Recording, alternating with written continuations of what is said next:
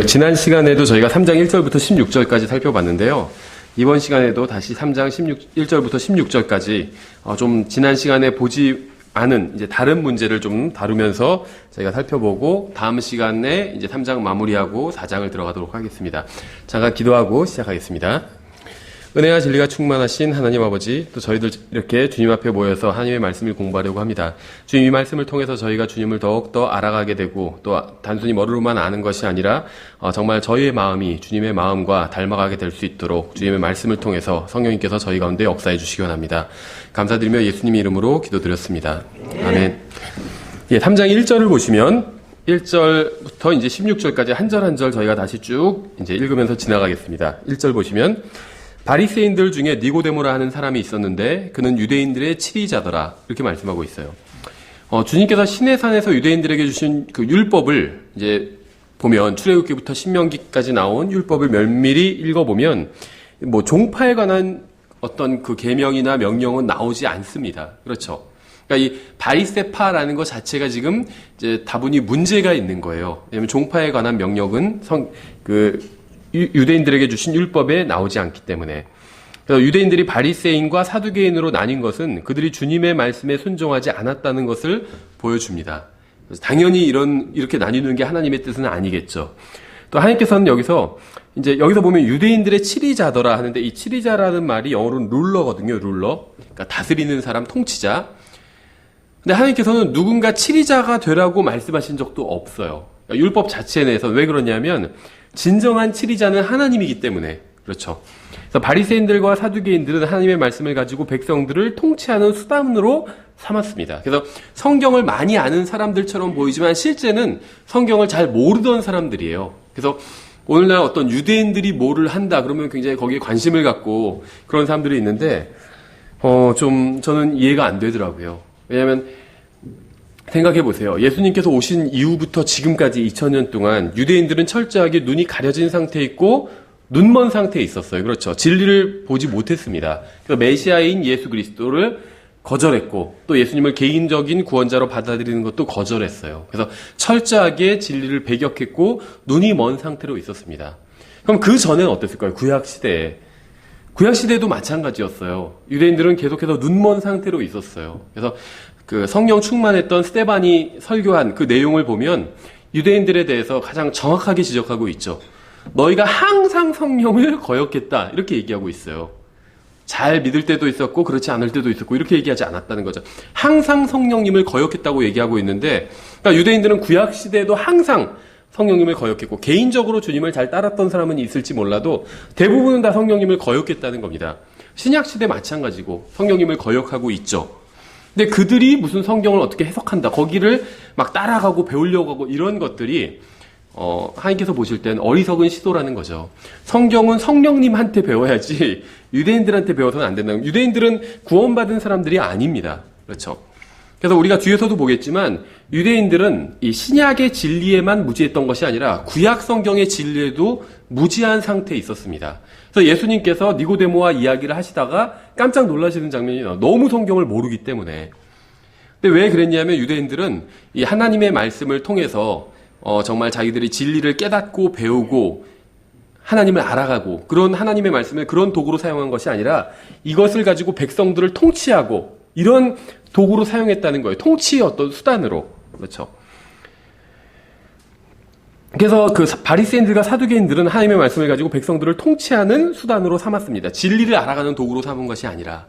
제사장들은 백성들에게 하나님의 말씀을 가르쳐서 그들이 진정한 치리자이신 주님께 순종하도록 했어야 됐습니다.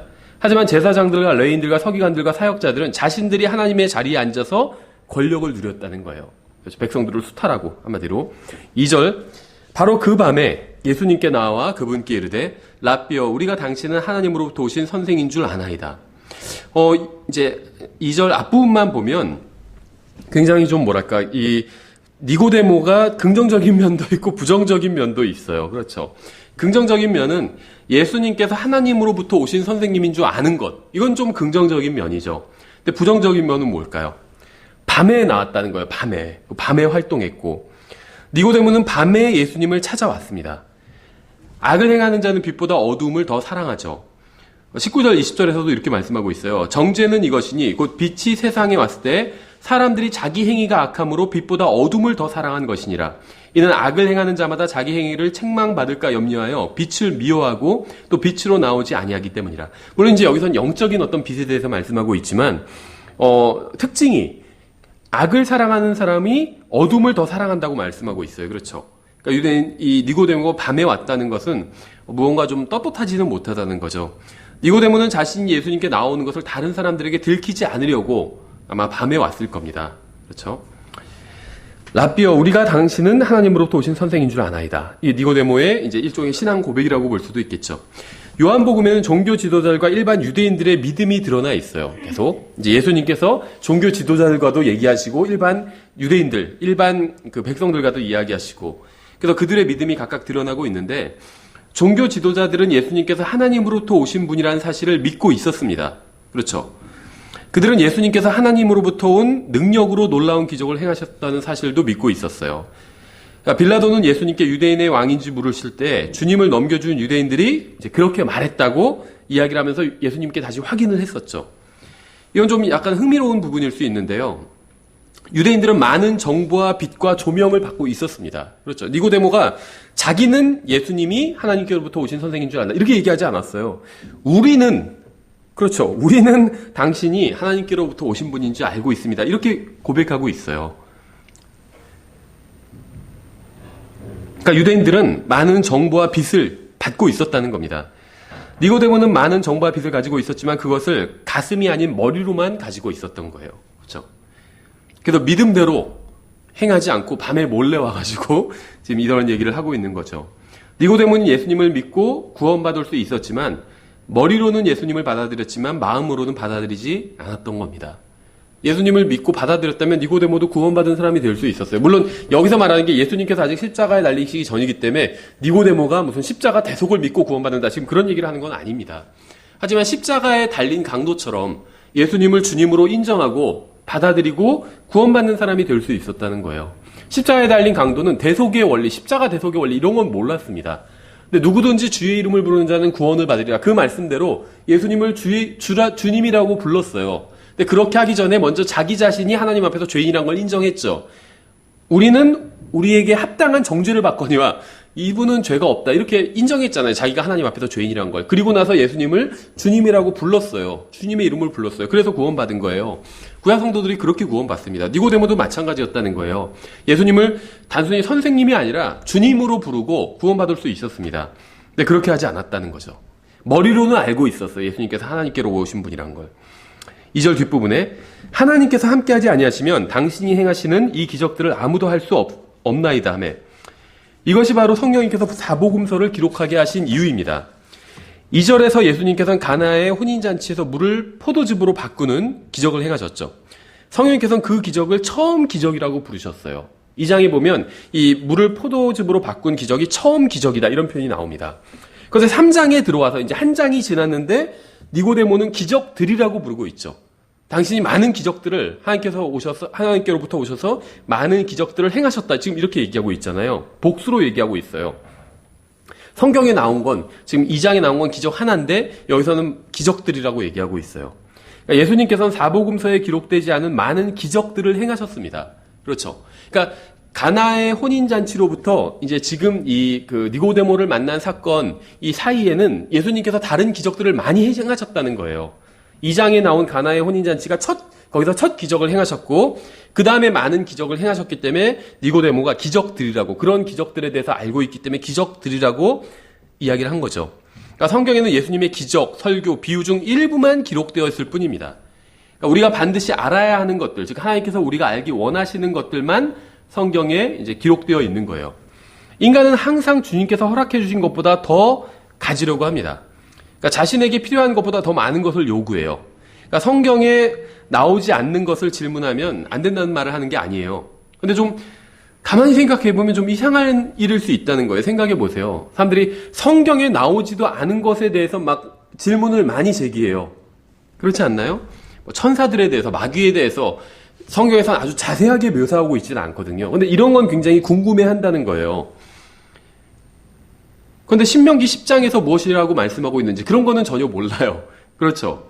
그러니까 성경에서 하나님께서 우리가 알아야 할 것들을 성경에 기록해 놓으셨는데 그런 건 그냥 제껴두고 하나님께서 기록해 놓지 않으신 것. 그거는 우리가 몰라도 되기 때문에 기록해 놓지 않으신 거거든요. 그런 거에 대해서 막 파고든다는 겁니다. 그렇죠. 시편 61편이나 빌립보서 골로새서 이런 말씀에 순종하지 않으면서 성경에 기록되지 않은 것에 대해서 더 알고 싶어 한다는 거죠. 그러니까 우리는 반드시 알아야 할 것은 알지 못하면서 몰라도 되는 것은 알고 싶어 한다고 하는 경향이 있다는 거예요. 그렇죠. 성경에 없는 거, 하나님께서 몰라도 된다고 한 거, 이런 건 막 연구하고 막 팔려고 그러고 추측하고. 근데 성경에 기록해 놓은 것들, 이런 거에 관심을 갖지 않는다는 거예요. 알려고 하지도 않고. 주님께서 우리가 알아야 할 것들을 모두 사복음서에 기록하게 하셨습니다. 이 기록자들을 통해서. 그러니까 우리에게 필요한 것들은 다 성경에 기록되어 있다는 거예요. 그러니까 성경이 모든 것에 대해서 말씀하고 있지는 않지만 우리가 반드시 알아야 할 것들은 성경에 다 기록되어 있다는 겁니다. 우리는 주님께서 말씀하지 않으신 것을 알고자 시간을 허비하고 방황할 필요가 없어요.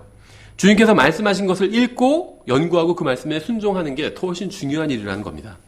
하나님께서는 창조에 관해서도 굉장히 간략하게 말씀하셨죠. 하지만 우리가 반드시 알아야 할 것들은 굉장히 자세하게 설명해주고 있어요. 그렇죠?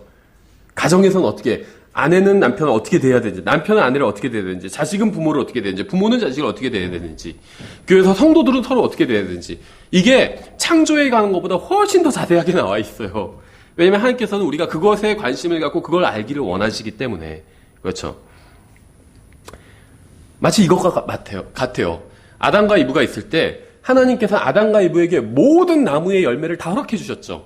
다만 하나만 금지해 주셨어요. 금지하셨어요. 선악과. 그러니까 금지된 건 하나였고 금지되지 않은 거는 정말 수만 가지였을 거예요. 근데 사람들은 허락된 모든 열매로 인해 감사하지 않고 금지된 하나의 열매로 인해서 불평한다는 거예요. 생각해 보세요. 어떤 사람, 왜 하나님께서 하필 선악과를 만드셔가지고 사람이 죄를 짓게 하셨나. 근데 하나님께서는 죄를 짓게 하신 적이 없어요. 선악과는 하나님께서 필요하기 때문에, 그러니까 아담과 이브를 시험하기 위해서, 여기서 시험이라는 건 나쁜 의미의 시험이 아니라 테스트예요. 이게 정말 온전하다는 걸 테스트하기 위해서. 공장에서도 물건 찍어내면 테스트 하잖아요. 그렇죠? 부수기 위해서 하는 테스트가 아니거든요. 이게 잘 만들어졌나 테스트하는 거거든요. 어쨌든 간에 그런 목적으로 선악과를 만드셨어요. 그래놓고 금하셨다는 거죠. 테스트하기 위해서. 근데 그 선악과 하나만 금하신 거고, 금하지 않은 게 나머지는 다 금하지 않으셨다는 거예요. 마음대로 먹어도 된다고 하셨어요. 그럼 다른 거 계속 실컷 먹으면 되잖아요. 근데 꼭 금지된 그거 하나를 가지고 하나님께 불만을 품고 있었다는 거죠. 마찬가지예요. 성경에서는 성경에 명확하게 기록해 놓지 않으신 것들은 우리가 몰라도 되기 때문에 기록해 놓지 않으신 거예요. 그러니까 기록해 놓으신 것들을 갖고 연구하면 되지 기록하지 않으신 걸 갖고 막 추측하고 막 파고 있을 필요가 없다는 거죠. 그렇죠. 3절에 예수님께서 그에게 응답하여 이르시되 진실로 진실로 내가 내게 이르노니 사람이 다시 태어나지 아니하면 하나님의 왕국을 볼 수 없느니라 하시니라. 오직 다시 태어나야만 하나님의 왕국을 볼 수 있다는 것은 어떻게 보면 좀 좁은 길일 수도 있습니다. 그렇죠. 거듭나야지 하나님의 왕국을 볼 수 있고 들어갈 수 있다고 그랬어요. 이건 좁은 길일 수 있다는 거죠. 이슬람, 여호와의 증인, 몰몬교 이런 데서는 새로운 출생을 가르치지 않습니다. 예수님께서 다시 태어나지 않으면 하나님의 왕국을 볼 수 없다고 하셨고 다른 종교에는 그런 말이 없다면 기독교와 다른 종교는 같을 수는 없다는 거예요. 그렇죠. 어느 종교에서도 거듭남에 대해서 이야기하는 종교가 없어요. 오직 성경에서만 이야기하고 있다는 거죠. 그럼 성경과 다른 종교들은 같지 않다는 겁니다. 예수 그리스도에 의하면 새로운 출생을 하지 않으면 하나님의 왕국을 볼 수조차 없어요. 들어가기는 고사하고 볼 수조차 없다는 거예요. 하나님께서는 온 세상 모든 사람들을 구원하고자 하시지만 세상의 방식이 아닌 주님의 방식으로 구원하고자 하신다는 거죠. 그렇죠? 반드시 거듭남. 그러니까 하나님께서 모든 사람들이 구원받기를 원하시지만 각자 알아서 거듭나는 것이 아니라 하나님의 방법대로 모든 사람들이 구원받는 걸 원하신다는 거죠. 그리고 그 하나님의 방법은 바로 다시 태어남, 거듭남이라는 것입니다. 4절에 니고데모가 그분께 이르되 사람이 늙으면 어떻게 태어날 수 있나이까? 그가 자기 어머니 태에 두 번째 들어갔다가 태어날 수 있나이까 하네. 우리가 지난 시간에 자세히 좀 살펴봤었죠. 예수님께서는 영적인 것을 말씀하시는데 니고데모는 유대인들은 항상 육신적인 이야기를 하고 있습니다. 전혀 알아듣지 못하고 있어요. 5절에 예수님께서 대답하시되 진실로 진실로 내가 내게 이르노니 사람이 물에서 나고 성령에게서 나지 아니하면 하나님의 왕국에 들어갈 수 없느니라. 이 구절을 보면 이제 여기서 킹제임스 성경은 400년이나 됐어요. 소위 이제 고어로 기록되었다. 사람들이 이렇게 얘기하는데 따지고 보면 사실 고어로 기록된 것도 아닙니다. 이 킹제임스 성경 영어부터는 근대 영어예요. 현대 영어, 모던 잉글리시에 속합니다. 진짜 그 고어는 아마 영문학을 전공해 보신 분들은 이제 배우실 텐데 우리나라에서 뭐 그 굉장히 그 유명한 뭐 한글 소설 뭐 배운 거 있잖아요. 홍길동전 뭐 이런 거 그런 것처럼 그 모든 영문학도가 배우는 소설들이 있어요. 그게 이제 그 고대 영어 중엔 베어울프 이야기라는 것이 있고 그다음에 이제 중세 영어 중에는 캔터베리 이야기라는 것이 있습니다. 베어울프 그냥 제목이 베어울프고 이제 고대 영어는 중세 영어의 대표작은 캔터베리 이야기예요. 근데 이 고대 베어울프는 말할 것도 없고 캔터베리 이야기도 그 현대 그러니까 영미 그 원어민들이 읽지를 못해요. 이거 번역된 거를 봐요. 우리나라 그 아주 고전 소설을 읽는 거나 마찬가지야. 한글이 막 제대로 읽을 수가 없잖아요. 국어 시간에 고등학교 때 공부해보면, 고전을 공부해보면 읽을 수가 없잖아요. 그런 수준이에요. 그러니까 영어 고어는 이제 그런 수준이고, 킹제임스 성경의 영어는 사실 고어는 아니에요. 현대 영어인데, 이제 지금 현대 영어와 맞지 않는 것들이 있죠. 그 단어와 어휘와 그 다음에 문법이 맞지 않는 것들이 있는데, 왜 그러냐면, 성경의 어떻게 보면 성경 영어를 만들었기 때문에 킹제임스 성경의 번역자들이 성경 영어를 만들었어요. 문법을 성경식으로 재정비했다는 거예요. 근데 왜 그게 가능했냐면 지금은 그렇게 할 수가 없죠. 지금 영어 성경 번역하면서 그런 식으로 문법을 창조해낼 수는 없어요. 그러면 모든 사람들이 다 외면하게 됩니다. 근데 왜 이때는 가능했냐면 1611년 당시 이제 1500년대부터 1700년대까지는 이 단어 철자와 문법이 영어에서 고정되지 않은 시기입니다. 그래서 제가 정확한 연대는 잊어버렸는데 그 최초의 영어 사전이 그 사무엘 존슨인가? 저도 좀 잊어버렸는데 1700년대에 나온 사전이에요. 그러면 1700년대 이전엔 영어라는 언어에서 사전이 없었냐? 있었어요. 근데 왜 그걸 사무엘 존슨의 사전 이전의 사전들은 영어 사전으로 인정하지 않냐면 사전이라는 거는 단어 정의를 할 때 평소에 많이 사용되는 그러니까 보통 사람들이 사용하는 그 정의를 해놔야 되잖아요. 그렇죠? 근데 그 1700년대 이전의 사전들은 그 사전을 편찬하는 사람이 그냥 자기가 막 지어버렸어요. 다 자기 생각하는 대로 이 단어의 뜻은 이거다. 자기가 막 지어서 썼다는 거예요. 통용되는 그걸 사용하지 않고 그리고 똑같은 단어가 5가지 방법으로 철자가 기록돼요. 그러니까 철자가 완성되지 않았다는 거예요. 문법이 완성되지도 않았고. 그래서 그런 식이었기 때문에 킹제임스 성경이 성경 영어로 문법을 만들어 놓은 것들이 있다는 겁니다. 근데 그게 오히려 거꾸로 지금에 와서는 이제 영어로 정착돼 버렸죠. 어쨌든지 간에 이제 킹제임스 성경 굉장히 오래됐고, 그러니까 킹제임스 성경을 제대로 읽어보지 않은 사람은 킹제임스 성경이 오래됐기 때문에 이해하기가 더 어렵다 이런 얘기를 하는 사람이 있어요. 예를 들면 NIV보다 킹제임스 성경이 더 이해하기가 어렵다 이렇게 얘기하는 사람들이 있는데 이거는 2가지 면에 있어서 거짓말입니다. 실제 킹제임스 성경과 NIV를 다 비교해 본 사람은 킹제임스 성경이 이해하기 훨씬 쉽다는 거에 동의해요. 왜 그러냐면 일단 문법 자체 또 그 단어 자체가 킹제임스 성경이 훨씬 더 항상 대부분 80% 이상은 NIV와 비교해 보면 훨씬 쉬운 단어를 사용합니다. 이게 뉴 에이지 성경 역본들이라는 책에서 번역돼서 다 이제 정리가 돼서 나온 내용이에요. 여러분 궁금하신 분들은 뉴 에이지 성경 역본들 이렇게 검색해 보시면 그 책이 나올 거예요. 그럼 책 사서 읽어보시면 자세히 나와 있어요. 그러니까 첫 번째 뭐냐면 어휘 자체를 NIV가 훨씬 더 어려운 어휘를 쓰고 있어요. 현대의 더 어려운 어휘들.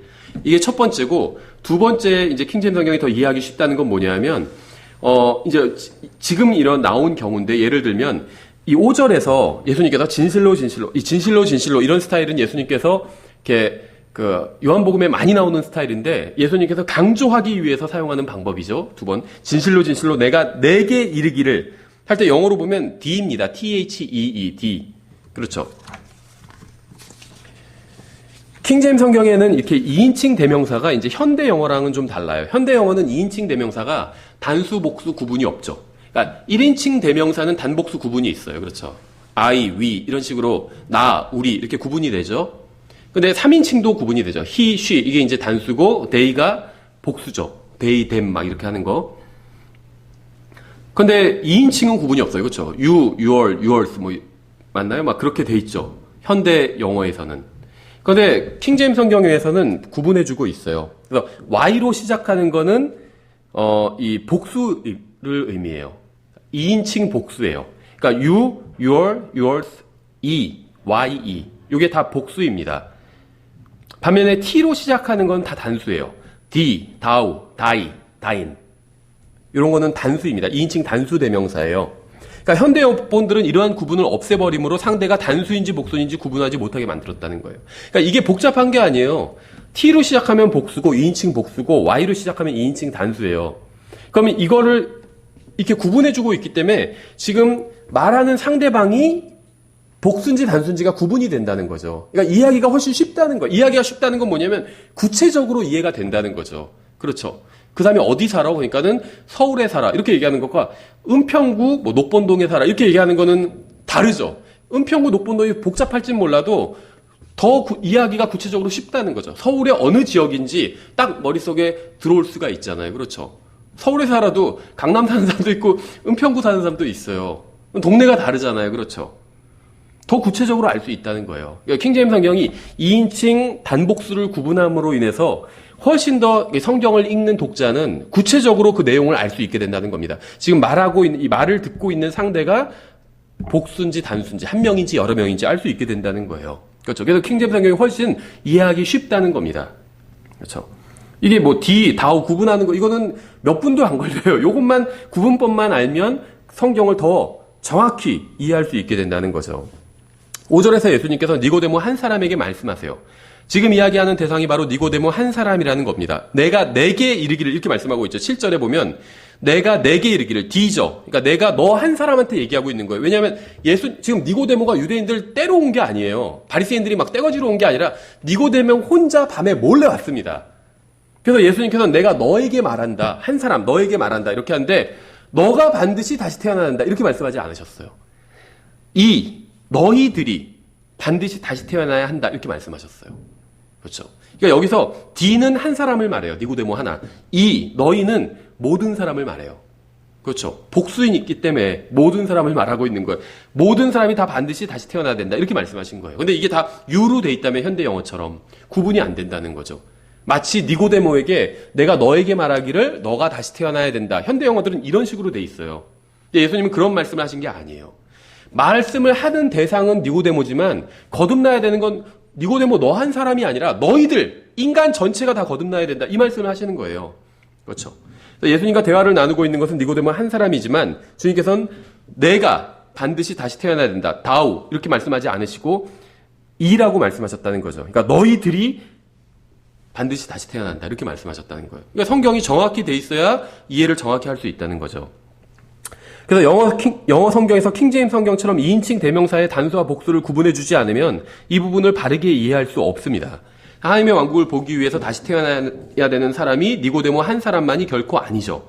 하나님의 왕국을 보기 위해서는 모든 사람이 다시 태어나야 됩니다. 그래서 이렇게 간단하게 2인칭 대명사를 구분하는 법만 알면 성경을 더 정확하게 이해할 수 있다는 거죠. T로 시작하면 한 사람이고 Y로 시작하면 모든 사람, 많은 사람 그렇게 의미한다는 거예요. 근데 이걸 이제 여기에 대해서 생소한 사람들은 이거 뭐 어렵다. 킹제임스 요거 D 다우 이런 거 몇 개 보고 나서 킹제임스 성경이 고어가 많다는 등 이상한 얘기를 하는데 영어 찬송가는 대부분이 D 다우 이런 식으로 돼 있어요. 주님의 높고 위대하심이 할 때 다우예요. How thou art 막 이렇게 돼 있어요. 근데 그거를 어린애들도 부르면서 다 이해해요. 왜 그런지 아세요? 똑같아요. 우리나라 사극 보면 그랬사옵니다. 그럼 그 말 누가 써요 지금? 아무도 안 쓰죠. 그랬습니다. 그렇게 얘기하죠. 근데 그랬사옵니다 한다고 해서 그거 아무도 이해하지 못하고 그런 거 아니잖아요. 다 이해해요. 그래서 킹제임스 성경에 나오는 이런 고어라는 것들은 이해하기 어렵지가 않다는 거예요. 다 이해해요. 그래서 지금 번역은 안 되는데 관심 있는 분들 한번 찾아보시면 Archaic Words of the AV라는 책이 있어요. 로렌스 벤스 형제님이 쓴 책인데 거기서 킹제임스 성경에 나오는 모든 고어들을 다 정리해 놓고 그걸 어떻게 정리를 했냐면 지금 타임즈나 아니면 뉴스위크나 이런 현대 USA 투데이인가 이런 예를 들면 미국 신문이나 잡지에서 그대로 고어를 현대 기사에서도 그대로 사용하는 걸 다 잡아냈어요. 그래서 킹제임스 성경에 나오는 모든 고어가 성경 외에서 일반 잡지와 신문에서도 현대 그대로 사용하고 있다는 걸 다 입증을 해냈어요. 그래서 모든 단어 항목별로 다 현대 영어에서 그대로 쓰이는 걸 다 잡아낸 거예요. 그래서 킹제임스 성경에 어떤 의미에서 진정한 고어는 없어요. 고어, 사어 이런 건 지금 안 쓰는 언어라는 거죠. 안 쓰는 단어. 다 지금도 사용하고 있어요. 킹제임스 성경에 나오는 단어 그대로 다 사용하고 있다는 거예요. 관심 있는 분들은 아마존에서 검색하면 그 책이 나와요. 그래서 구매해서 보시면 돼요. 예, 로렌스 벤스의 그 Archaic Words of the Authorized Version 이렇게 제목되어 있고, 예. 예수님께서 대답하실 때 진실로 진실로 내가 내게 이르노니 사람이 물에서 나고 성령에게서 나지 아니하면 하나님의 왕국에 들어갈 수 없느니라 이렇게 말씀하셨죠.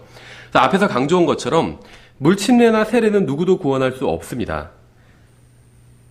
지난 시간에 우리가 자세히 살펴봤었죠. 물에서 나고 이걸 자꾸 침례, 세례 이렇게 생각하는 사람들 굉장히 많이 있거든요. 만일 물침례나 세례를 통해서 사람이 구원받을 수 있다면 아버지의 뜻에 따라 십자가 위에서 죽으신 예수 그리스도의 죽음은 어리석고 불필요한 행동이었을 거예요. 그렇죠. 사람이 침례, 아니면 세례를 받아서 구원받는다면 그럼 예수님께서 십자가 위에서 죽으실 필요가 없었다는 거예요.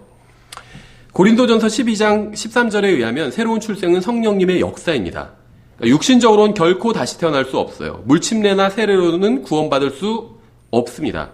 로마서 6장에서 이렇게 말씀하고 있어요. 그런즉 우리가 무슨 말을 하리요? 은혜가 넘치게 하려고 우리가 죄 가운데 거하겠느냐? 결코 그럴 수 없느니라. 죄에 대하여 죽은 우리가 어찌 그 가운데 더 살리요? 예수 그리스도 안으로 침례를 받은 우리가 다 그분의 죽음 안으로 침례를 받은 줄을 너희가 알지 못하냐? 그러므로 우리가 죽음 안으로 침례를 받아 그분과 함께 묻혔나니 이것은 그리스도께서 아버지의 영광을 힘입어 죽은 자들로부터 일으켜진 것 같이 우리도 생명의 새로움 속에서 걷게 하려 함이라. 만일 우리가 그분의 죽음과 같은 모양으로 함께 심겼으면 또한 그분의 부활과 같은 모양으로 되리라. 물침례와 관련해서 우리가 이제 몇 가지 사실을 한번 정리를 해보면, 첫째, 성경에 의하면 물침례는 생명이 아닌 죽음을 상징합니다. 방금 읽은 로마서 6장 1절부터 5절 제가 읽은 이 본문도 일단 물침례는 아니에요. 성령 침례예요. 그런데 이게 그냥 물침례라 쳐도 생명을 의미하고 있지는 않다는 거예요. 그러니까 침례는 항상 죽음을 상징합니다. 그러니까 침례를 통해서는 구원받을 수 없다는 거. 죽음을 상징하기 때문에. 그렇죠. 죽음을 상징하는 것으로 영원한 생명을 얻을 수 없다는 거죠. 죽음이나 땅에 묻는 것은 영원한 생명의 상징이 아닙니다. 그렇죠. 두 번째는 만일 사람이 물침례를 통해서 구원받는다면 구약시대 4,000년간 구원받은 사람이 아무도 없게 돼요. 그렇죠. 구약 성경에는 물침례가 등장하지 않습니다. 침례라는 말 자체가 나오지 않아요. 아담부터 침례인 요한까지 누구도 침례를 받은 사람이 없습니다. 나만 장군이 물로 몸을 씻은 거지 나만 장군이 침례받은 건 아니죠. 요단강에서. 뭐 이스라엘 백성들이 모세 아래서 침례를 받았다 이렇게 얘기하지만 그건 비유적으로 말씀하고 있는 거지 실제 침례받은 건 아니에요. 오히려 이스라엘 백성은 물에 젖지 않았어요. 그렇죠. 그럼 누가 물에 젖었는지 아시죠? 이집트인들. 추격하던 이집트인들이 물에 젖었는데 그 사람들은 어떻게 됐죠? 죽고 지옥에 갔어요. 그렇죠. 구원받고 살고 구원받은 이스라엘 백성들은 물에 젖지 않았습니다. 그래서 침례가 이스라엘 구약 성교 중에서 침례를 받은 사람 없다는 거예요. 세 번째 사실을 살펴보기 위해서 제가 성경은 히브리서랑 에베소서를 인용해 보면 잘 아시는 구절이에요. 만일 물침례로 사람이 구원받게 된다면 우리 굉장히 중요한 문제에 부딪히게 됩니다. 에베소서 2장 8, 9절 잘 아시죠? 너희가 믿음을 통해 은혜로 구원을 받았나니 그것은 너희 자신에게서 난 것이 아니와 하나님의 선물이니라. 행위에서 난 것이 아니니 이것은 아무도 자랑하지 못하게 하려 함이라. 이렇게 말씀하고 있죠. 우리는 믿음을 통해 은혜로 구원받았고 이거는 행위에서 난 것이 아닙니다. 히브리서 11장 1절 잘 아시죠? 이제 믿음은 바라는 것들의 실체요 보이지 않는 것들의 증거니. 그러니까 히브리서 11장에 의하면 믿음은 보이지 않는 것들의 증거예요. 그렇죠. 다시 말하면 믿음은 보이지 않는다는 거예요.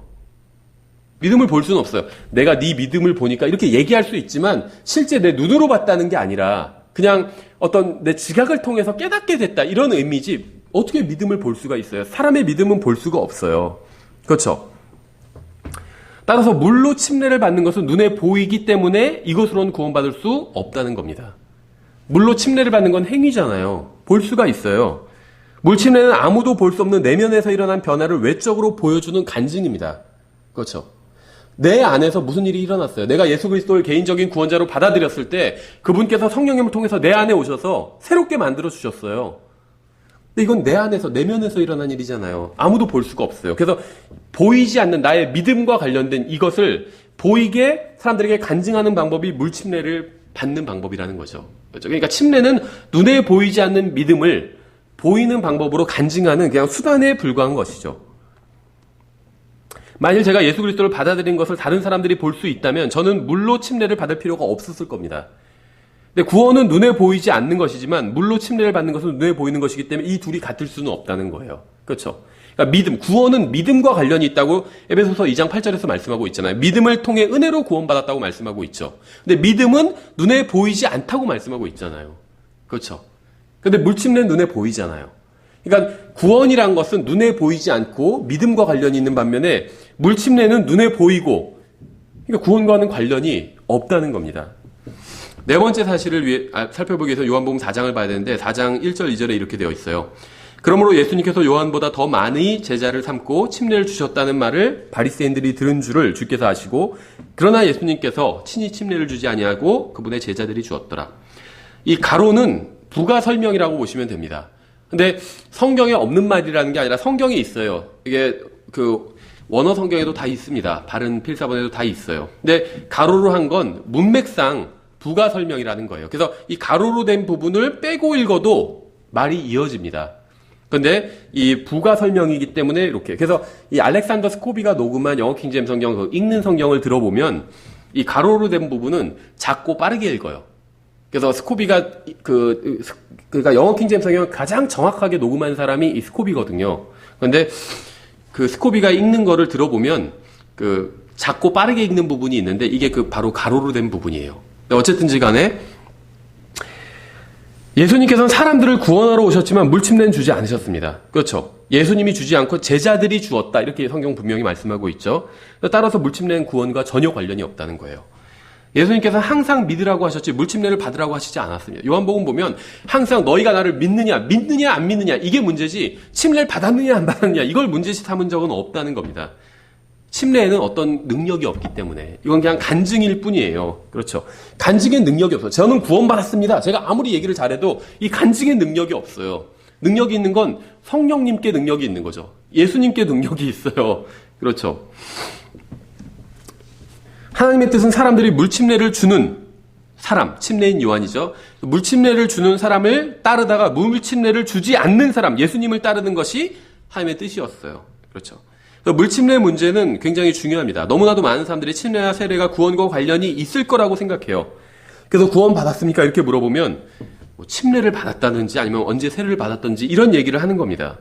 하지만 성경은 구원이 물과는 전혀 관련이 없다고 말씀하고 있어요. 그러니까 실제적인 물, 침례를 줄 때 사람 담그고 세례 줄 때 뿌리고 그런 물과는 전혀 구원이 관련이 없다는 거죠. 다섯 번째 사실을 살펴보기 위해서는 고린도전서 1장을 보면 되는데 17절에 이렇게 말씀하고 있어요. 그리스도께서 침례를 주라고 나를 보내지 아니하시고 복음을 선포하라고 보내셨거냐. 이 일을 말의 지혜로 하지 아니함은 그리스도의 십자가가 무효가 되지 않게 하려 함이라. 이 말씀에 의하면 침례는 복음이 아닙니다. 복음과 관련이 없어요. 그렇죠? 성령님에 의하면 침례와 복음은 서로 완전히 다른 별개의 문제라는 거예요. 그리스도께서는 사도 바울을 침례를 주라고 보내지 않으시고 복음을 전하라고 보내셨습니다. 그렇죠? 침례와 복음은 다르다는 거예요. 14절부터 16절까지 보면 내가 그리스보와 가이오 외에는 너희 중에 아무에게도 침례를 주지 아니한 것을 하나님께 감사하노니 이것은 아무도 내가 내 이름으로 침례를 주었다고 말하지 못하게 하려 함이라. 내가 또한 스데바나의 집안의 사람들에게 침례를 주었고 그 외에는 다른 누구에게 내가 침례를 주었는지 알지 못하노라. 이렇게 말씀하고 있죠. 바울은 고린도에 가서 복음을 전했고 사람들은 복음을 믿고 구원받은 이후에 침례를 받았습니다. 이렇게 주님께서 바울을 침례를 주라고 보내신 것이 아니라 복음을 전하라고 보내셨다면 마가복음 16장으로 인해서 혼란스러워할 필요가 없다는 거죠. 마가복음 16장 16절에 이렇게 되어 있죠. 믿고 침례를 받는 자는 구원을 받으려니와 믿지 않는 자는 정죄를 받으리라. 이 구절을 가지고 침례가 구원의 조건이다 이렇게 주장하는 사람들이 있어요. 실제 일반적인 교회에서는 뭐 그렇게 교리로 가르치지 않아도 따지고 들어가 보면 이 침례가 구원의 일부다 이렇게 믿는 사람들이 굉장히 많이 있습니다. 근데 그 근거가 나름대로는 있어요. 이 마가복음 16장 16절이 대표적이에요. 믿고 침례를 받는 자는 구원을 받으려냐. 그러니까 구원의 조건이 두 개라는 거예요. 믿고 플러스 침례라는 거죠. 믿지 않는 자는 정죄를 받으리라. 그런데 사실 이 구절만 다른 구절을 통해서 그러한 해석은 잘못된 해석이라는 걸 알 수 있고 이 구절을 가지고도 그런 해석이 잘못된 걸 알 수 있어요. 성경에서는 믿고 침례를 받는 자 구원을 받으려니와 믿지 않는 자는 정죄를 받으리라 이렇게 말씀하고 있죠. 믿지 않고 침례도 받지 않으면 정죄를 받으리라 이렇게 말씀하고 있지 않다는 거죠.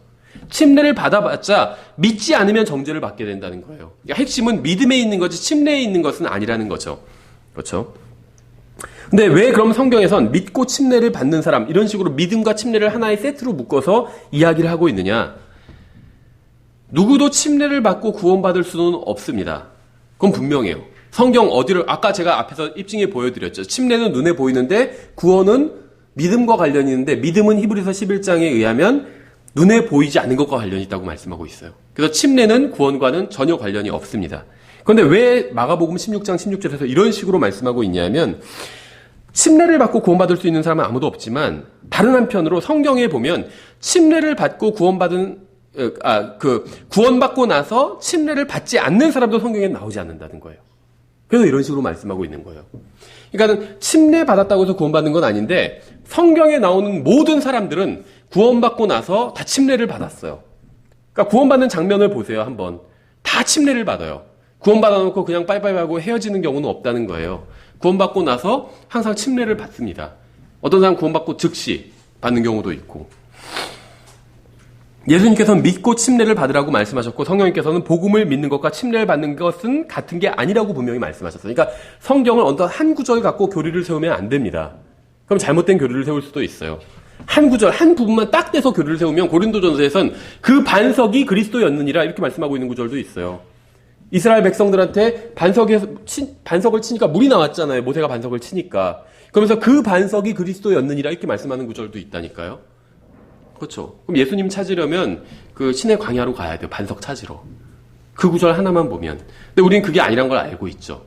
그냥 그 말씀은 일종의 비유적, 어떤 의미에선 이제 우리가 자세히 공부해 볼 수는 있겠지만 나중에 어쨌든 간에 비유적인 표현이라고 볼 수가 있어요. 진짜 돌덩어리가 예수님은 아니었다는 거예요. 그렇죠. 물을 주신 분이 예수님이었지 돌덩이가 예수님은 아니었다는 겁니다. 어떻게 알 수 있느냐? 성경 나머지 모든 구절에선 예수님이 돌덩어리다 이렇게 말씀하고 있지 않아요. 오히려 그 반대라고 말씀하고 있어요. 돌을 깎아서 무엇을 만든 건 하나님이 아니다 이렇게 말씀하고 있죠. 그렇죠. 마찬가지예요. 그래서 그 마가복음 16장 16절 한 절만 보고 침례가 구원의 조건이다 이렇게 생각하는 건 오해라는 겁니다. 왜냐하면 예수님께서는 그렇게 말씀하셨지만 성령님께서 분명히 복음을 믿는 것과 침례는 별개다 이렇게 말씀하셨기 때문에 사도 바울은 나는 복음을 전하러 부르심을 받았지 침례를 주라고 부르심 받지는 않았다 이렇게 말씀하고 있다는 거죠. 두 개 별개의 것이기 때문에 그렇게 얘기하고 있는 것이죠. 그래서 성경에 의하면 침례, 물침례는 아니면 세례 이런 것은 구원과는 전혀 관련이 없습니다. 다시 요한복음 3장으로 돌아와서 6절에 육에서 난 것은 육이요 성령에게서 난 것은 영이니. 그러니까는 뭐라고 그러죠? 그 물이 나오는 곳 원천이라고 하나요?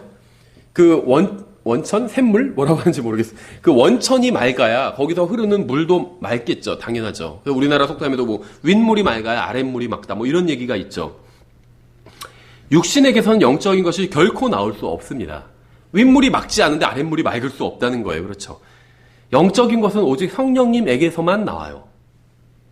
요한복음은 구원에 관해 다루고 있고 요한 서신서들은 구원받은 사람들에 관해서 다루고 있어야 우리가 기억해야 할 사실은 육신은 항상 육신이라는 거예요. 구원받고 나서도 육신은 여전히 육신이라는 겁니다. 그렇죠. 그러니까 구원받기 전과 구원받기 후가 달라지는 건 거의 없어요. 딱 하나 있어요. 무엇이냐면 죽어도 하늘나라에 간다는 거.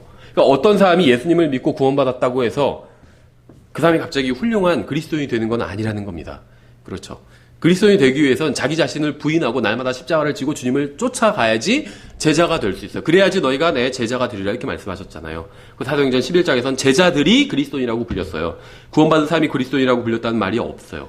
그리스도인은 그리스도의 사람, 그리스도를 따르는 사람들 이런 의미거든요. 구원받은 사람은 그냥 구원받은 사람이에요. 구원받으면 죽어서 지옥에 가지 않고 하늘나라에 갑니다. 근데 그리스도인이 되기 위해서 제자가 되기 위해선 자기를 부인하고 주님을 따라가야 돼요. 왜냐하면 육신은 항상 육신이기 때문에 구원받은 사람의 육신도 여전히 육신이기 때문에 그래요. 그래서 우리나라도 그런지는 모르겠는데 미국에 그런 간증이 많아요. 어떤 사람이 구원받았는데 어디서 구원받았냐고 하니까 감옥에서 구원받았다 이런 얘기를 하는 사람이 많아요. 여기 선교사로 와 있는 그 독립침례교회 선교사 중에서 어니 임샌드라는 분이 있는데 그분도 감옥에서 구원받았어요. 마약하다가 감옥 가가지고 거기서 구원받았대요. 근데 이제 그분 경우는 약간 다른데,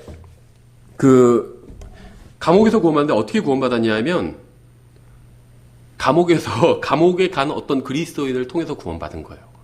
그리스도인이 왜 감옥에 갔을까요? 구원받은 사람이 왜 감옥에 갔을까요? 구원받은 사람의 육신도 여전히 육신이기 때문이에요. 그래서 감옥에 가서, 근데 그 사람이 구원은 받았잖아요. 복음을 안다는 거죠. 그럼 감옥에 가서 뭘 했을까요? 복음 전한 거예요. 그래서 감옥에서 구원받은 사람이 굉장히 많아요. 누군가의 교도소 사역으로 구원받은 게 아니라 같은 동기 죄수에게 복음 듣고 구원받은 거예요. 그래서 이런 얘기를 해도 되는지 모르겠는데 주석 성경 중에 가장 많은 내용을 갖고 있는, 물론 이제 약간의 문제가 있지만 훌륭한 주석 성경이 있는데 데이크 바이블이라고 있어요. 데이크 바이블. 저 사무실에도 하나 갖고 있어요. 제가 보고 싶은 분 보여드릴게요. 가장 많은 주석을 담고 있어요. 그래서 어떤 목사님은 야, 이거 한 권이면 평생 목회할 수 있겠다라고 할 정도로 굉장히 많은 주석을 갖고 있는데, 그게 제가 알기에 25년 동안 성경을 누군가가 연구해서 만들어낸 주석이에요. 25년 동안. 근데 어디서 25년 동안 연구했을까요? 네, 감옥에서 연구해서 감옥에서. 왜 감옥에 갔을까요? 그거는 뭐 잘 모르겠어요. 어쨌든지 간에 육신은 언제나 육신이라는 겁니다. 구원받고 나서도 육신은 여전히 육신이에요. 그렇죠. 그래서 저분은 훌륭한 분이니까 믿을만하지. 천만의 말씀이에요. 언제든지 그냥 하나만 발 잘못 들이면 구원받고 훌륭한 삶을 살았다 할지라도 이상한 죄를 지을 수도 있다는 겁니다. 그렇죠. 많아요. 그런 예가 너무 많아요. 팀 라이가 쓴 목회자가 타락하면이라는 책 보면 얘가 굉장히 많이 나옵니다. 타락한 목사들. 처음부터 형편없던 사람들이 아니라 처음엔 굉장히 훌륭했어요. 복음 열심히 전하고 성경 열심히 가르치고, 그다음 한 발 잘못 들여서 육신을 견지하지 않아서 그냥 타락의 나락으로 빠져들고 교회가 완전히 망가지고, 그런 경우 너무 많다는 거죠. 6절에서 근데 말씀하신 순서를 한번 잘 보세요. 육에서 난 것은 육이고 성령에서 난 것은 영이니. 항상 육이 먼저 등장합니다. 구원받은 이후에도 마찬가지예요. 주님께서 공중으로 오셔서 우리가 들림받아 올라가기 전까지는 이 순서 절대로 벗어날 수가 없습니다. 이 순서를 벗어날 유일한 방법이 있어요. 그건 뭐냐면 자기를 부인하고 십자가를 지고 주님을 따르면 이 순서를 벗어나게 됩니다. 근데 그렇게 하지 않으면 항상 육신이 먼저 튀어나와요. 그 다음에 영적인 게 이제 나오게 됩니다. 그렇죠? 그래서 어떤 일이 생기면 갑자기 딱 튀어나오는 반응이 뭔지 아세요? 어떻게 나한테 그럴 수 있지? 이런 반응이 튀어나와요. 왜냐하면 육신이 먼저 튀어나온 거예요. 어떤 사건이 일어나니까 저 사람은 어떻게 나한테 이럴 수 있지? 육신이 먼저 튀어나온 거예요. 그래서 막 분개를 하고 화를 냅니다. 그런데 그 성령에게서 태어난 사람도 뒤따라 튀어나와요. 그래서 모든 것을 주님께 맡기자. 이 일 갖고 너무 분개하지 말자. 다 주님께 맡기자. 그건 육신이 아니라 성령에게서 나온 사람이 나온 거예요. 그렇죠? 그래서 우리가 어떤 일을 하면 처음에 막 분개하고 화가 나가도 좀 진정이 되잖아요. 육신이 먼저 나오고 그 다음에 성령님께서 태어난 사람이 나오기 때문에 진정이 된 거예요. 그렇죠? 그래서 이런 사실 유쾌하지 않겠지만 반드시 기억해야 됩니다. 이해하고 있어야 되고, 이것이 바로 우리가 기도하고 성경을 읽고 설교를 듣고 교제를 나누는 이유이기 때문이에요. 우리는 왜 교회에 가고 성경을 읽고 기도해야 될까요? 육에서 난 것은 육이고 성령에서 난 것은 영이기 때문이에요. 육신이 항상 먼저 튀어나오기 때문입니다. 가꾸지 않고 그대로 내버려 두면 꽃이 아닌 잡초가 정원을 뒤덮어버리게 돼요. 정원이 있는데 가꾸지 않아요. 그러면 꽃이 막 만발하는 게 아니라 잡초가 다 뒤엎어버린다는 거죠. 이것이 바로 타락한 창조물의 본성이라는 겁니다. 육신이 먼저 튀어나와요, 항상. 내가 내게 이르기를 너희가 반드시 다시 태어나야 하리라 한 것에 놀라지 말라. 바람이 마음대로 불매 내가 그것의 소리는 들어도 그것이 어디서 와서 어디로 가는지 알지 못하나니 성령에게서 난 사람도 다 이러하니라 하시니라. 이게 바로 우리에게 성경을 주신 이유입니다. 성경이 없었다면 우리는 성령님께서 무슨 일을 하시는지 전혀 알지 못했을 거예요. 왜냐하면 성령님의 역사는 바람과 같기 때문에 이해를 하지 못해요. 이게 성령님께로 온 건지 악령으로부터 온 건지. 그래서 어떤 분들 질문을 해요. 이게 과연 하나님께서 해주시는 일인지 아니면 마귀가 하는 일인지 아니면 내 육신에 끌려서 하는 일인지 잘 분별이 안 된다는 거예요. 근데 그런 분들의 분별 못할 수도 있어요. 근데 그런 분들의 특징이 뭐냐면 성경을 잘 몰라요. 성경을 잘 알면 분별을 할 수 있습니다. 하나님의 말씀에 근거해서 분별을 할 수가 있어요. 그래서 이게 성령님으로부터 온 건지 마귀로부터 온 건지 내 자신의 육신으로부터 온 건지 분별이 된다는 거예요. 그렇죠. 왜냐하면 성령님의 사역은 바람과 같기 때문에 분별이 안 돼요. 근데 하나님의 말씀으론 분별할 수 있다는 거예요. 그렇죠. 성경대로 어떤 일이 일어나면 그건 하나님의 뜻 가운데 있는 것이고 성경대로 일어나지 않으면 하나님의 뜻 가운데 있지 않은 거예요. 예를 들면 어떤 일이 일어났는데 이것으로 인해서 내가 더 거룩해지고 주님께 가까워져요. 그럼 이건 하나님의로부터 나온 일이에요. 그렇죠. 근데 내가 이것으로 인해서 주님과 멀어지고 그럼 그것은 마귀로부터 온 일일 수도 있어요. 그게 심지어 뭐 로또가 1등 당첨되는 일을 할지라도 1등 당첨돼서 주님과 더 멀어지고 그렇죠. 그럼 그건 주님께로부터 나온 일이 아닐 겁니다. 그렇죠. 예, 그래서 성경이 아니었다면 우리는 자신이 구원받았다는 사실도 알지 못하고 내면에서 어떤 일이 일어나는지도 알지 못했을 겁니다. 저는 제가 구원받은 사람이라는 걸 알아요. 어떻게 알까요? 성경 통해서 아는 거예요. 성경이 없었다면 내가 구원받은 사람인지 아닌지 알 방법이 없다는 거예요. 그렇죠? 성경 없이 성령님의 역사를 알 수 있는 사람은 아무도 없습니다. 그래서 성경이 그만큼 중요한 거예요. 9절에 니고데모가 그분께 응답하여 이르되 어찌 이런 일들이 있을 수 있나이까 하매 하나님께서 유대 민족에게 새로운 출생에 관해서 말씀을 하셨습니다. 구약 성경에서. 새로운 출생에 대한 개념은 구약 성경에도 있어요. 예레미야 31장 33절, 32장 39절, 에스겔 11장 19절, 18장 31절, 36장 25절부터 27절, 시편 51편 10절. 나중에 한번 찾아보세요. 지금 시간이 없어서 찾아보진 않겠지만 새로운 마음과 새로운 영을 주신다. 이런 구절이에요. 다. 생각해보세요. 새로운 마음을 주신다. 이것만 말하는 게 아니라 새로운 영을 주시겠대요. 이게 뭐죠? 거듭남이잖아요. 그렇죠. 새로운 영을 주시는 거. 구약성경에서 거듭남이란 말은 안 나오지만 새로운 영을 주겠다는 건 방금 제가 인용한 것처럼 여러 구절에서 나와요. 그러니까는 유대인들이 구약성경을 열심히 연구했다면 새로운 출생에 관해서 충분히 알 수 있었습니다. 주님께서는 유대인들에게 새로운 마음과 새로운 영을 주시겠다고 말씀하셨어요. 그런데도 니고데모는 새로운 출생에 관해서 전혀 알고 있는 게 없었고 이해하지도 못했어요. 그래서 제가 유대인들이 종교 지도자들, 니고데모 같은 바리새인들이 어떤 분들 주석가들 그렇게 얘기하는 분들이 있어요. 바리새인들은 뭐 성경에 정통한, 구약 성경에 정통한 사람들이었습니다. 천만의 말씀이에요. 구약 성경은 전혀 모르던 사람들이었어요. 구약 성경을 알았다면 예수님을 알아봤을 거예요. 근데 구약 성경, 하나님의 말씀도 모르기 때문에 예수님도 몰랐던 거예요. 성경에 보면 구약 성경에도 새로운 영에 대한 말씀이 있어요. 근데 그걸 전혀 이해하지 못하고 그냥 육신이 다시 어머니 태 속에 들어갔다가 다시 나오는 게 그런 얘기인가? 지금 이런 얘기를 하고 있잖아요. 그러니까 예수님께서 놀라지 않으실 수가 없었다는 거죠. 의아하게 여기실 수밖에 없었다는 거예요. 예수님께서 10절에 예수님께서 그에게 대답하여 이르시되 지금 구약 성경에서 새로운 출생에 대해서 말씀하고 있는데 지금 니고데모가 엉뚱한 얘기를 하고 있죠. 막 뱃속에 들어갔다가 다시 나오나 이런 얘기를 하니까 예수님께서 그에게 대답하여 이르시되 너는 이스라엘의 선생님에서 이런 것들을 알지 못하느냐? 책망하고 계시잖아요. 왜 책망하실까요? 구약 성경 예레미야, 에스겔 열심히 공부했다면 이거 알 수 있었어요. 새로운 출생에 대해서. 근데 공부하지 않았기 때문에 전혀 모르고 있었던 거예요. 예수님께서 책망하시는 거죠. 유대인들의 성경 교사들은 성경을 연구하지 않고 어떻게 하면 백성을 치리할 수 있을지 이런 것만 연구했어요. 하나님의 말씀으로 백성들을 올가매가지고 어떻게 하면 꼼짝 못하게 하고 우리 뜻대로 할까, 이 사람들을 통치할까 이런 것만 연구를 했던 겁니다. 그래서 구약 성경이 증언하고 있는 새로운 마음과 새로운 영에 대해서는 아는 게 하나도 없었어요. 그렇죠. 그러니까 유대인들 믿을 게 못 된다는 거예요. 성령님께서 해석하시는 방법을 따라야지 유대인식 해석 방법, 유대인식 교육 방법 이런 거 쓸모없다는 겁니다. 11절에 진실로 진실로 내가 내게 이르노니 우리는 우리가 아는 것을 말하고 우리가 본 것을 증언하노라. 그러나 너희가 우리의 증언을 받아들이지 아니하는도다. 주님께서 복음을 전하시는 방법과 사람들이 복음을 전하는 방법이 다른 경우가 굉장히 많이 있습니다. 주님께서는 종교적이고 교육을 많이 받은 사람, 니고데모죠. 이런 엘리트 계층한테는 아기의 출생과 관련해서 지금 너무 쉬운 얘기를 하고 계세요. 그렇죠? 수준을 낮추신 거예요. 반대로 4장에 보면 많이 보이지 못한 평범한 여자죠. 물을 기르러 온 여자예요. 그렇죠? 그럼 많이 배운 여자는 아니에요. 평범한 여자예요. 이런 여자에게는 어떤 종교적인, 신학적인 논쟁을 하고 있어요. 예배 장소가 어디가 적절한지, 언제 예배를 드려야 돼. 신학적인 그런 걸 논하고 계신 거죠. 그렇죠? 왜 그런지 아세요? 주님께서는 사람의 마음을 꿰뚫어 보시기 때문이에요.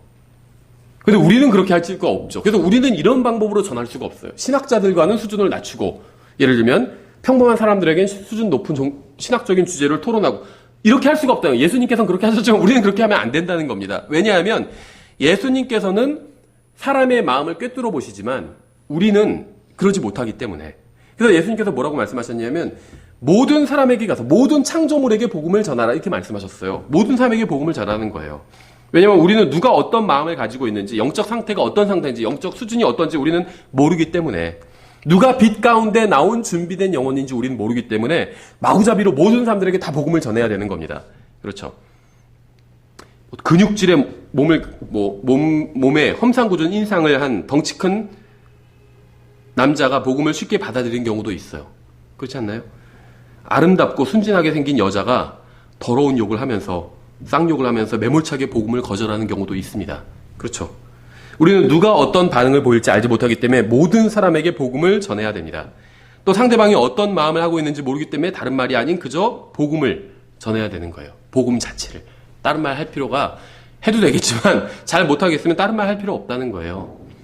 예수님은 물을 갖고 복음을 전했으니까 나도 물을 갖고, 그런 거 안 해도 된다는 겁니다. 그냥 복음을 전하면 돼요. 우리가 전한 하나님의 말씀을 통해서 성령께서 역사하신다는 거예요. 그러니까 우리가 사람을 외모로 보고 판단해서 저 사람은 좀 순하게 생겼으니까 복음을 전하고 이럴 필요가 없다는 겁니다. 모든 사람에게 복음을 전해야 돼요. 우리는 그 사람을 잘 모르기 때문에. 그래서 전에 어떤 그런 간증을 들은 적이 있어요. 어떤 형제님이 복음을 전하는데 이제 그 동네 그 형제님 어떤 각오를 했냐면 그 모든 집마다 다 돌아다니면서 내가 복음을 전하리라 이렇게 복음을 각오를 했어요. 이제 미국 형제님인데 미국은 다 개인 주택들이 있잖아요. 근데 주로 어떤 사람이 가서 보니까 오토바이를 고치고 있더래요. 어떤 남자가. 근데 막 등치가 있고 우락부락하고 그렇게 생겼대요. 그래서 저 사람한테 복음을 전해야 될까 아닐까. 좀 남자도 학생이나 좀 아니면 여자나 이러면 쉽게 가서 복음 전할 텐데 너무 막 그렇게 우락부락하니까 괜히 복음 전하러 갔다가 얻어맞지는 않을까 걱정을 했대요. 근데 그래도 하나님께서는 모든 사람한테 다 모든 창조물에게 복음 전하라고 하셨잖아요. 마가복음 16장 15절에서 용기를 내서 가서 복음을 전했대요. 그러니까 그 우락부락하게 오토바이를 고치고 있던 남자가 뭐라고 했는지 아세요? 아주 남자 중에서도 여자처럼 가느다란 목소리가 있는 사람이 있잖아요.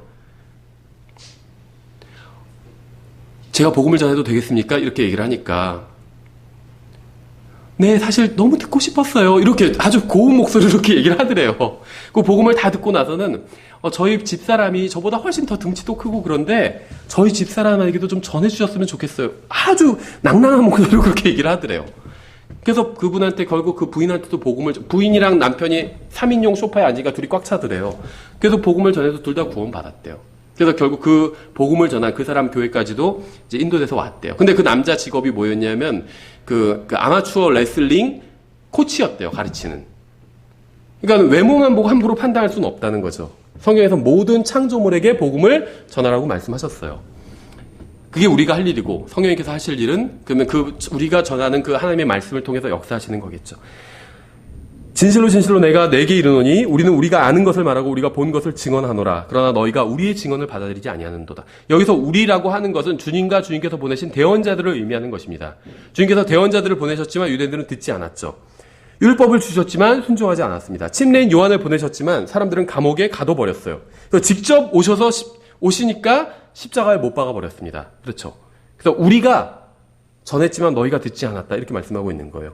유대인들이 진리를 알지 못하는 이유는 그들이 진리를 원하지 않았기 때문입니다. 진심으로 원하는 마음이 있다면 하나님을 찾는 것은 그리 어렵지 않아요. 진실한 마음으로 구한다면 예수님이 누구신지 아는 것은 어렵지 않습니다. 주님께서는 책이나 전도지나 인터넷이나 설교를 통해서 사람들이 예수님과 진리를 알 수 있도록 하셨어요. 누구든지 구원받고자 한다면 쉽게 구원받을 수 있게 하셨다는 겁니다. 12절 내가 땅의 것들을 너희에게 말하여도 너희가 믿지 아니하거든 내가 하늘의 것들을 너희에게 말하면 어떻게 너희가 믿겠느냐. 이것이 바로 성경이 하늘나라에 관해서는 많은 것을 말하지 않는 이유입니다. 주님께서 인간의 눈으로 볼 수 있는 것에 관해 하신 말씀도 사람들이 믿지 않기 때문에 눈으로 볼 수 없는 것에 관한 말씀을 사람들은 더 믿지 않을 거라는 것이죠.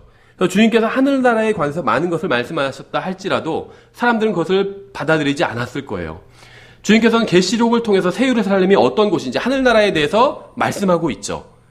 구체적으로 말씀하고 있어요. 크기는 얼마나 고 구체적으로 말씀하고 있지만 대부분의 주석가들이 어떻게 받아들이는지 아세요? 이거는 뭐 상징적인 것일 거, 비유적인 표현일 것이다. 이런 식으로 해석해요.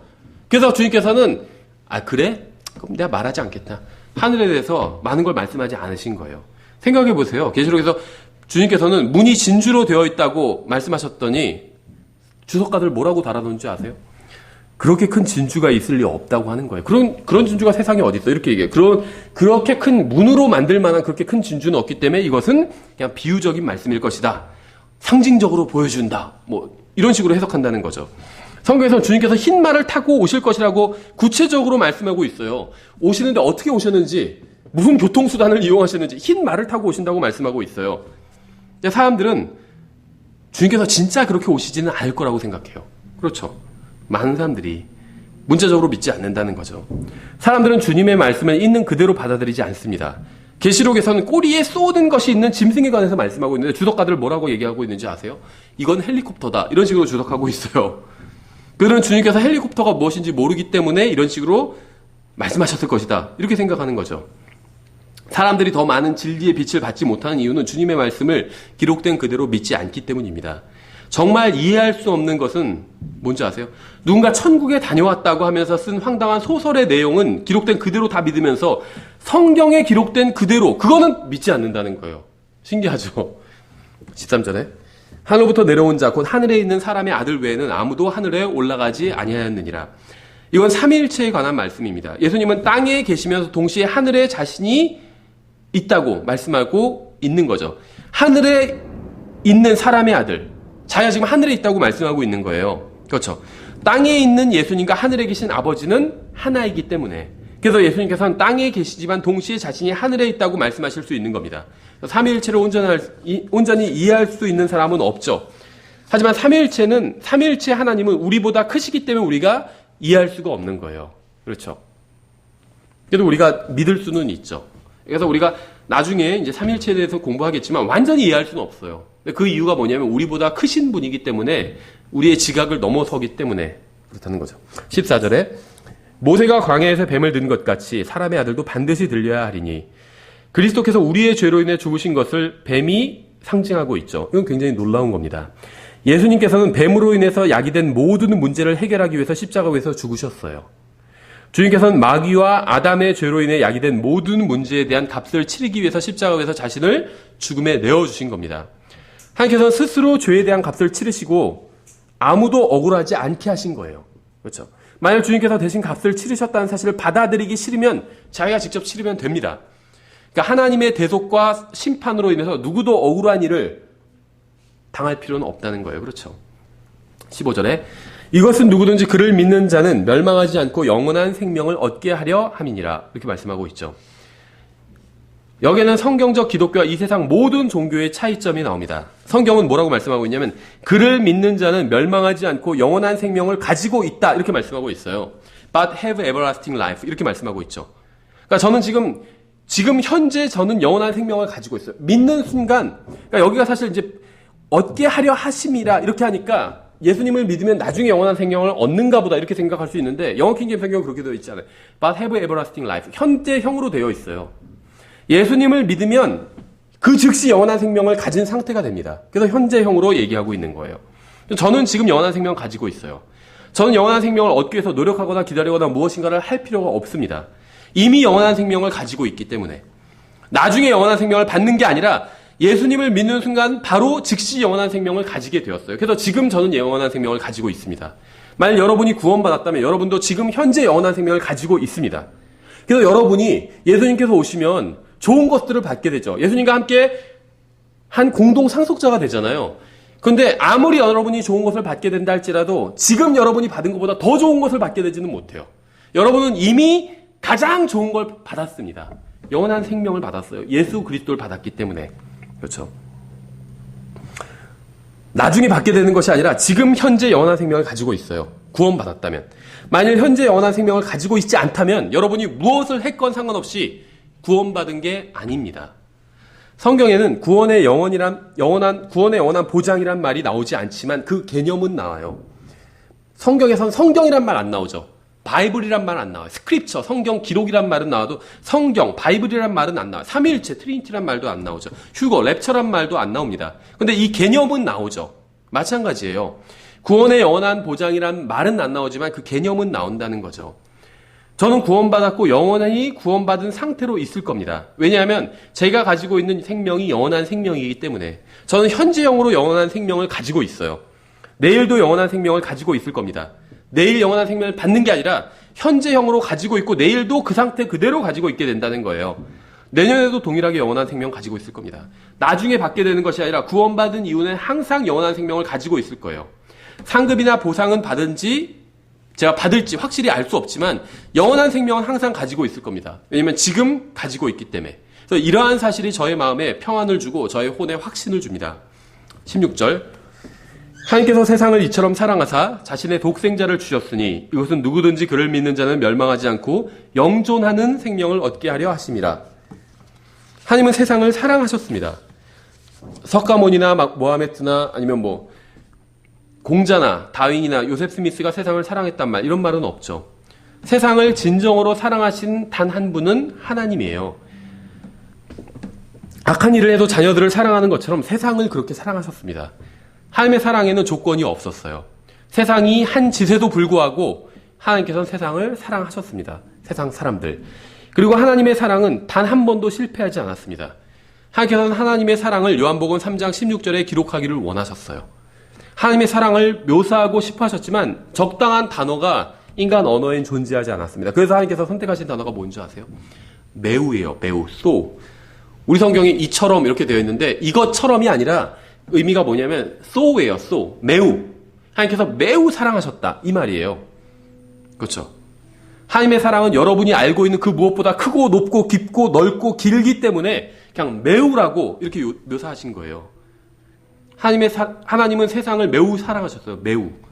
세상 사람들을 매우 사랑하셨다는 거예요. 그래서 자신의 목숨을 죽기까지 내어주신 거예요. 90년 동안 하나님을 모독한 사람이 죽기 전에 다시 한번 구원받을 기회를 줄 만큼 하나님의 사랑은 크고 높고 깊고 넓다는 겁니다. 평생 하나님을 모독하고 욕하고 살아온 사람이 있어요. 하나님 그래 너 한번 죽어봐라 이렇게 하신 것이 아니라 죽기 전에 다시 한번 구원받을 기회를 허락해 주신다는 거예요. 왜냐하면 하나님의 사랑은 크고 높고 깊고 넓기 때문에. 여러분은 하나님께서 여러분을 매우 사랑하셨다는 이 말씀을 믿어야 됩니다. 자신의 독생자를 주셨으니 이렇게 말씀하고 있죠. 하나님은 세상을 매우 사랑하셔서 자신의 독생자를 주셨어요. 하나님께서는 세상 사람들을 매우 사랑하셔서 그들이 지옥으로 가는 것을 막는 장애물, 죄를 제거해 주셨습니다. 그 장애물을 제거하기 위해서 자신의 아들을 세상에 보내 세상을 위해 죽게 하신 거예요. 죄의 삭은 사망인데 모든 사람이 죄인이기 때문에 누구도 다른 사람을 위해 죽을 수 없어서 한 번도 죄를 지은 적이 없는 분이 오셔서 대신 죽어주신 거예요. 이 구절에서 변개된 영어 성경들 중에서 예수님을 하나님의 유일한 아들 이렇게 해놓은 성경들이 있습니다. 그러니까 one and only 비같은 son을 one and only son 이렇게 고쳐놓은 성경들이 있는데 이건 그러면 성경을 거짓말로 만드는 거예요. 왜냐하면 예수님은 하나님의 유일한 아들이 아니었어요. 그렇죠? 욥기를 보면 하나님의 아들들이 주님의 창조를 보고 노래했다는 기록들이 나와요. 성경에는 하나님의 아들들에 관한 기록이 많이 있습니다. 천사들도 하나님의 아들이라고 불렸고 아담도 하나님의 아들이었다고 불리고 누가복음 3장 38절에서 아담은 하나님의 아들이었느니라 이렇게 말씀하고 있잖아요. 그럼 예수님은 one and only son이 아니에요. 그러니까 성경을 변개시키면 성경을 거짓말하는 책으로 만들어버린다는 거죠. 창세기 6장, 욥기 1장, 2장 여기 하나님의 아들들에 대한 기록이 나와요. 그렇죠. 구원받은 사람들은 모두 하나님의 아들을 됩니다. 우리 다 하나님의 아들들이 되죠. 요한복음 1장 12절에 의하면. 그러니까 예수님은 하나님의 유일한 아들이에요. 아니라는 거예요. 그럼 예수님은 하나님의 어떤 아들이냐? only, one and only son이 아니라 only begotten son이에요. begotten son. 그러니까 예수님은 하나님의 독생자라는 겁니다. 이 독생했다는 말이 이제 우리나라 말로나 영어 표현으로는 좀 오해 소지가 있는데 이게 태어났다는 의미는 아니에요. 높임의 의미예요. 높임의 의미, 일종의. 무슨 말이냐면 예수님은 하나님께서 지정하신 유일한 구원자라는 의미예요. 구원받고 싶으신가요? 하나님께서 여러분을 구원하기 위해서 지정하신 아들은 단 한 분밖에 없다는 거예요. 그러니까 이게 only begotten son의 의미예요. 하나님의 아들들은 많아요. 근데 하나님께로 나아가기 위해서 아무 아들이나 붙잡으면 되는 게 아니라는 거예요. 천사를 붙잡으면 되는 게 아니라는 거예요. 아니면 심지어 구원받은 사람 붙잡는다고 해서 구원받을 수 있는 것도 아니라는 거예요.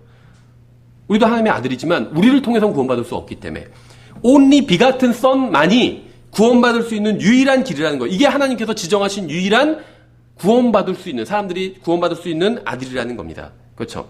아담은 여러분을 구원할 수 없고 천사들이나 구원받은 설교자나 구원받은 어머니도 여러분을 구원할 수 없어요. 여러분을 구원할 수 있는 유일한 아들은 독생자, only begotten son, 예수 그리스도밖에 없다는 거예요. 이게 이제 only begotten son의 교리적인 의미예요. 그러니까 one and only son 이렇게 해버리면 성경이 엉터리가 돼버리는 거죠. 하나님께서 세상을 이처럼 사랑하사 자신의 독생자를 주셨으니 이것은 누구든지 그를 믿는 자는 멸망하지 않고 영존하는 생명을 얻게 하려 하심이라. 정말 놀라운 말씀이에요. 저는 이걸 무효화할 수 없습니다. 하나님께서 하신 일을 되돌릴 수 없어요. 제가 한 일을 돌이킬 수도 없고 과거에 지은 죄를 지워버릴 수도 없습니다. 제가 할 수 있는 유일한 일은 그저 하나님께서 저를 위해서 해주신 일을 믿는 것밖에 없어요. 여러분, 예수 그리스도를 믿고 구원받았습니다. 만일 예수님을 개인적인 구원자로 받아들인 적이 없는 사람은 그 사람이 무엇을 했건 얼마나 오래 교회에 다녔건 상관없이 구원받은 게 아닙니다. 그렇죠. 사도행전 16장에도 나와 있잖아요. 그들을 데리고 나와 이르되 선생들이여 내가 무엇을 하여야 구원을 받으리까 하거늘 그들이 이르되 주 예수 그리스도를 믿으라. 그리하면 내가 구원을 받고 내 집이 받으리라. 그렇죠. 네가 믿으면 네가 구원받고 너의 집사람들이 받으면 너의 집사람들이 구원받는다. 그 말이에요. 구원받기 위해 할 일은 회개하고 예수 그리스도를 믿는 것밖에 없습니다. 이것 외에는 구원의 방법이 전혀 없고 이것이면 충분합니다. 믿는 것보다 더 쉬운 일은 없어요. 아무것도 하지 않아도 믿을 수 있기 때문에 하나님께서 원하는 사람은 누구도 놓치지 않게 하기 위해서 구원받는 방법을 쉽고 단순하게 해놓으셨습니다. 그렇죠. 그래서 예수님을 믿는 사람은 영원하면서도 이터널, 영원하면서도 영존하는 에버라스팅 생명을 가지고 있어요. 이터널의 의미는 이터널과 에버라스팅의 차이가 무엇이냐면 이터널, 영원하다는 것은 시작과 끝이 없다는 거예요. 영존, 에버라스팅, 영존하다는 것은 그 상태가 계속 유지되고 멈추지 않는다는 겁니다. 저는 예수 그리스도를 받아들였어요.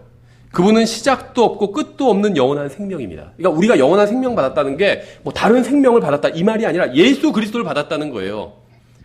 성령님을 통해서 예수님을 받은 거기 때문에. 그렇죠. 우리가 예수님을 받아들이면 성령님께서 들어오시잖아요. 근데 성령님은 예수님의 영이잖아요. 그래서 예수님께서 우리 안에 들어와 계신 거예요. 예수님이 영원한 생명이라는 거예요. 영원한 생명은 끝도 없고 시작도 없어요. 그런 게 존재하나요? 있어요. 그분이 바로 하나님이고 예수님이에요. 우리가 구원받았다는 건 하나님이 내 안에 들어오셨다는 거예요.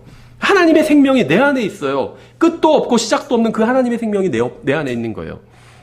제가 하나님께로부터 예수 그리스도를 받은 이후에 저의 생명은 멈추지 않고 계속 유지될 수 있게 됩니다. 이 생명은 제가 유지할 수도 없고 그럴 필요도 없는 하나님의 생명이에요. 제가 실패해도 이 생명은 끊임없이 계속 유지될 겁니다. 하나님의 생명, 하나님이 내 안에 들어와 계시기 때문에 제가 무엇을 하건 상관없이 이 생명은 끊임없이 유지될 거예요. 여러분이 예수 그리스도를 자신의 구원자로 받아들였다면 하나님께서는 여러분에게 영원하고 영존한 생명을 주셨습니다. 여러분이 어떻게 살건 무엇을 위해 살건 이 사실은 변하지 않아요. 여러분이 주님을 사랑하면 그분을 위해서 살 것이고 주님을 사랑하지 않으면 죄 가운데 살 것입니다. 하지만 여러분이 어떻게 산다 할지라도 여러분이 예수님을 받아들인 적이 있다면 개인의 나의 구원자로 받아들인 적이 있다면 여러분 안엔 영원한 생명, 다른 말로 하면 예수 그리스도, 다른 말로 하면 하나님께서 들어와 계신 거예요. 그래서 영원한 생명을 가지고 있는 거예요. 그렇죠. 우리가 뭐 특별한 다른 걸 가지고 있는 게 아니라 하나님의 생명을 가지고 있는, 왜 하나님의 생명을 가지고 있는 줄 아세요? 하나님께서 들어와 계시기 때문에. 예, 그래서 다음 시간에 이어서 살펴보도록 하겠습니다. 기도하겠습니다. 하나님 아버지, 저희를 매우 사랑해 주셔서 감사드립니다. 우리가 아직 죄인이었을 때 주님께서 주님의 사랑을 저에게 보여주셔서 예수 그리스도께서 저희를 위해서 죽게 하셨습니다. 주님께서 보여주신 사랑에 진심으로 감사드립니다. 주님께 간구드리오니 이 세상에서 복음을